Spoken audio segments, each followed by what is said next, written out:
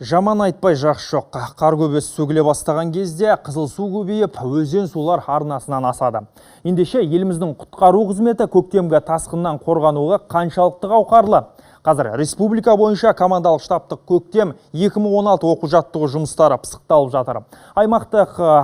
Аймақта қауіпсіздік паспорттар қайта түзетіліп, құтқару кезінде жұмылдырылатын күштердің дайындығы тексерілуде. Мәселен, қыстың көзі қырауда елордасы Астанадан 2 миллиард текше метр қар шығарылған. Ал қала әкімдігі су тасқынын жою және алдын алу үшін жергілікті бюджеттен 66 миллион теңге бөліпті.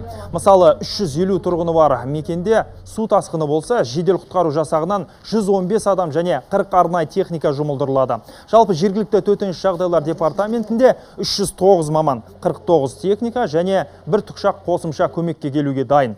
Олардың қатарында ақ халаттылар мен психолог мамандар да болуы тиіс. Астана қаласына су тасқыны сырттан келмейді, ондай қауіп жоқ.